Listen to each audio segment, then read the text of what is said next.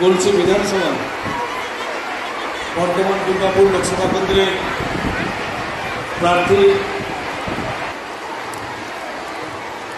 আমাদের এই সভামঞ্চে উপস্থিত হবেন। আমাদের এই সভামঞ্চে এখন উপস্থিত হয়েছেন রাজ্যের,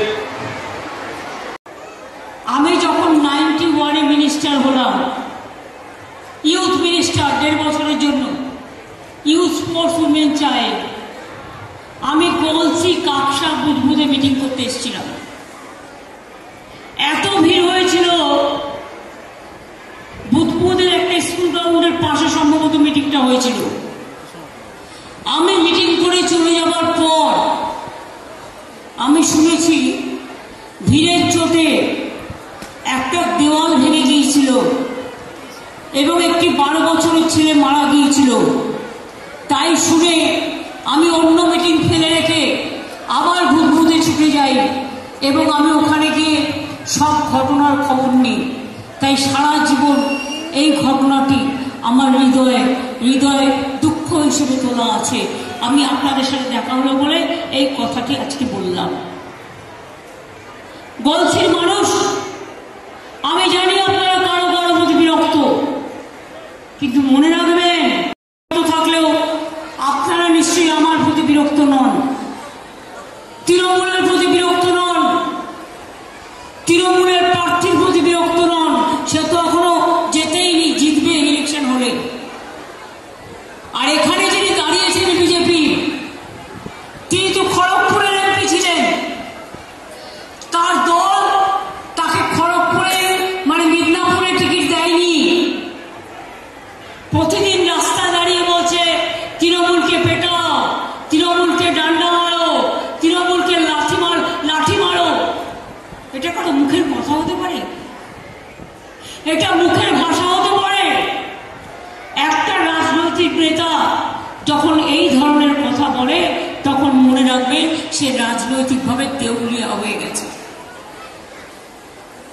আর কেউ যদি ভাবেন প্রচারের আলোকে থাকবার জন্য তিনি উল্টো পাল্টা কথা বলে, ওদের কেউ বলে না বোমা ফাটাবো, কেউ বলে উল্টে দেবো, কেউ বলে ওপরে পা ঝুলবে, নিচে মাথা রেখে দেবো, কেউ বা বলে লোকটো দেঙ্গে, এই সমস্ত ভাষা বলে।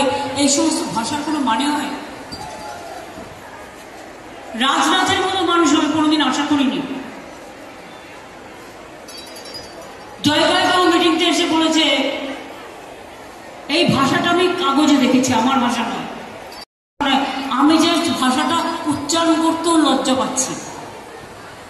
উনি বলেছেন কাগজে বেরিয়েছে, সুতরাং এটা তো বেরিয়েই গেছে। কোন মাইকা লালা হ্যাঁ যে ক্যা ঢুকেঙ্গে?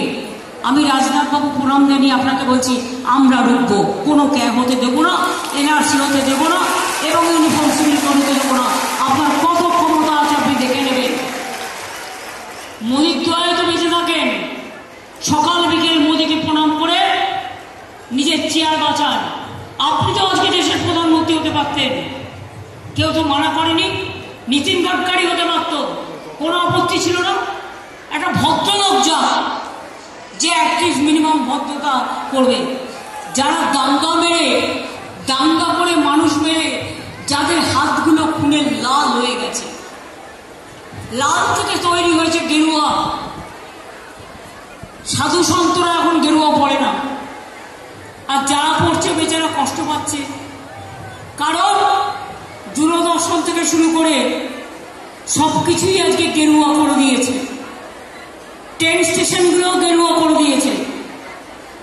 শুধু আকাশটা করতে পারছে না গেরুয়া, ট্রেনগুলো করে দিয়েছে। আকাশটা যদি ওদের সীমার মধ্যে